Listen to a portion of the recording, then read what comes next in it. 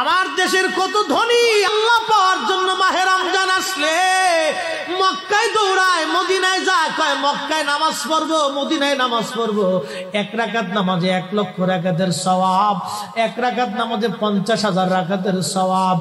উমরা করে মক্কায় কাটায় সময় মদিনায় কাটায়, মক্কায় কোরআন খতম দিতে চায়, মদিনায় কোরআন খতম দিতে চায়।